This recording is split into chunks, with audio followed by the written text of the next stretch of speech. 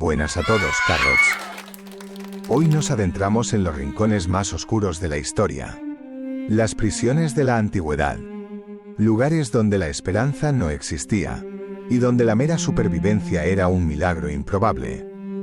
¿Sabíais que en la antigua Roma existía una prisión tan temida que los condenados preferían suicidarse antes que ser encerrados en ella? Sí, Carrots, y eso es solo una pincelada. Porque lo que os contaremos al final supera cualquier pesadilla imaginable.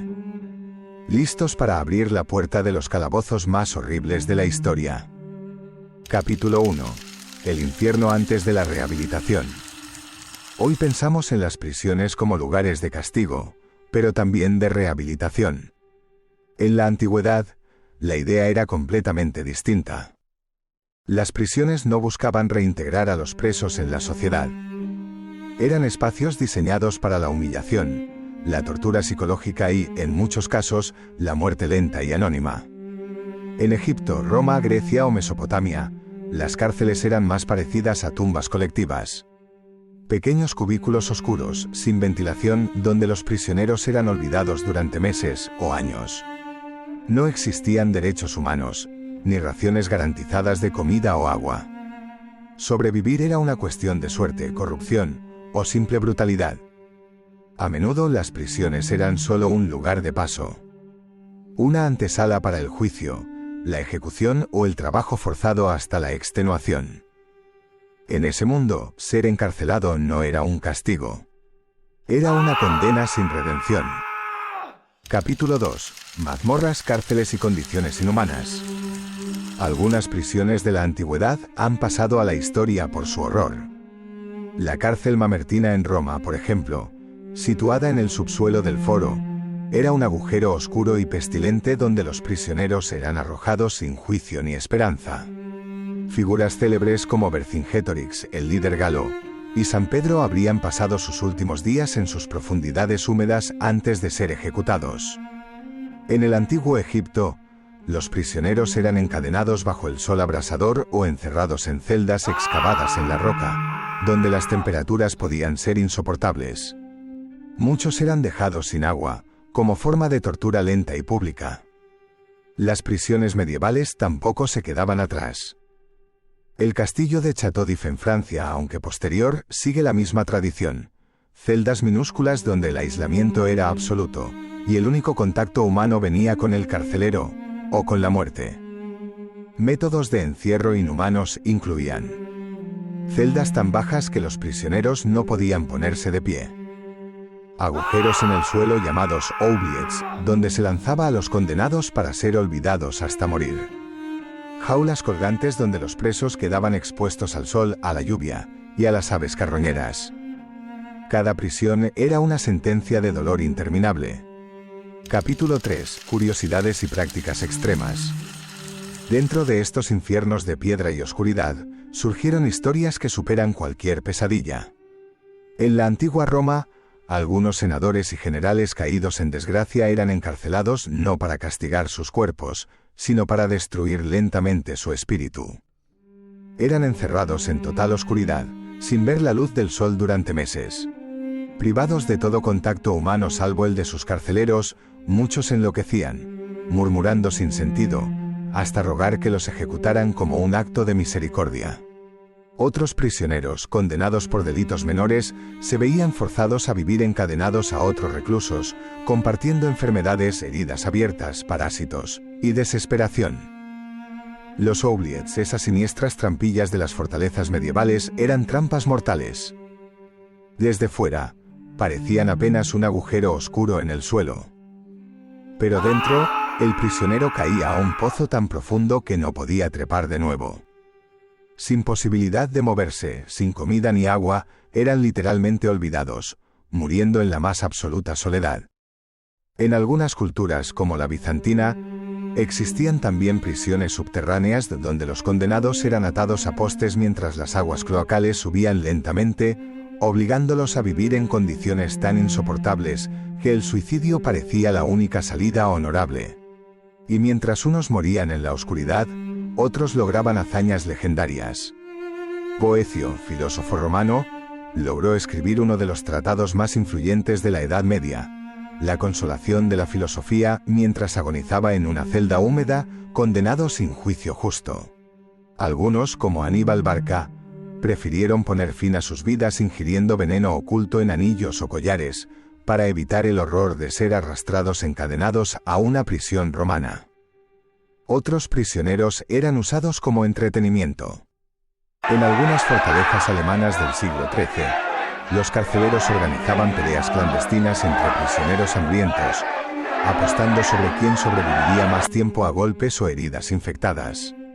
Y había castigos diseñados para prolongar el dolor, no para abreviarlo.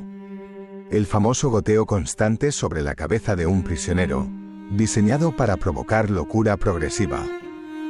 La alimentación de reclusos solo con comida extremadamente salada, pero sin agua, para inducir delirios y una muerte lenta por deshidratación. El entierro parcial, donde los prisioneros eran enterrados hasta el cuello y dejados a merced de los elementos y de los animales carroñeros. En las prisiones de la antigüedad, el castigo nunca terminaba. El cuerpo se castigaba. Pero el objetivo final era quebrar el alma. El simple hecho de seguir respirando ya era, en sí mismo, un acto de resistencia desesperada. Capítulo 4. El horror supremo de las prisiones espectáculo. Si hasta ahora pensabais que el encierro era el peor castigo, la realidad en algunas ciudades de la antigüedad y la Edad Media fue aún más macabra. En ciertos lugares, las prisiones no solo existían para castigar al prisionero, existían para exponer su dolor, para alimentar el morbo de la multitud. Eran prisiones espectáculo, verdaderos teatros del horror. En la antigua Roma, los condenados a muerte a veces no eran ejecutados de inmediato. Se los exhibía públicamente en jaulas de hierro colocadas en las plazas o en los foros, como advertencia viviente del poder imperial. Allí, bajo el sol abrasador o las lluvias implacables, los prisioneros se consumían lentamente.